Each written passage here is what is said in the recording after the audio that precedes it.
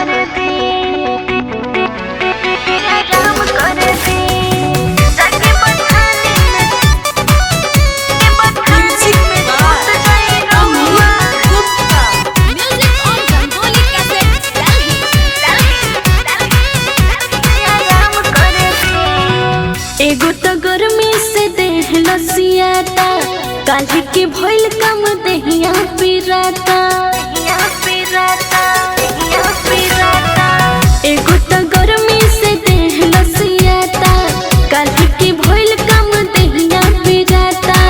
भइल कम जोरी इंतजाम कर दे, इंतजाम कर दे, जाके बथानी में सूत जाई रहुआ।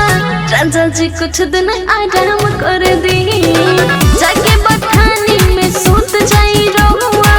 राजा जी कुछ दिन आराम कर दे। कुछ दिन आराम कर दे,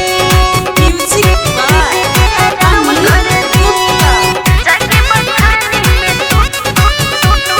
सूत जाई रहुआ। कैसन मोहन बटे राउर ना भरे, सबके हु जागल बा राजा जी घरे।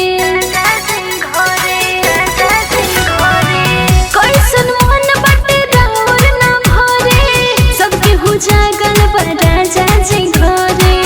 और सब काम सुबह शाम कर दे, सुबह शाम कर दे, जाके बथानी में सूत जाई रहुआ।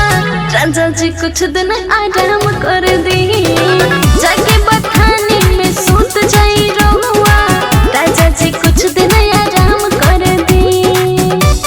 कुछ दिन आराम कर दे, आराम कर दे, जाके बथानी में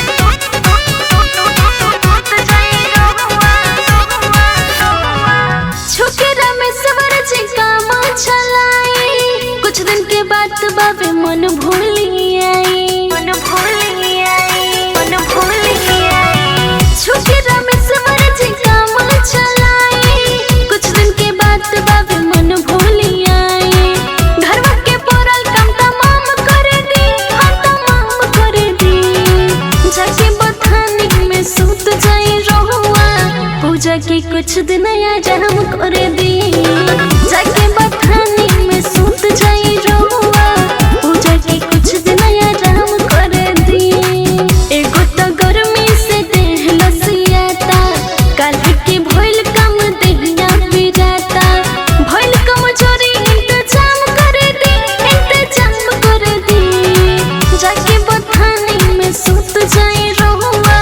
राजा जी कुछ दिन आराम कर दे,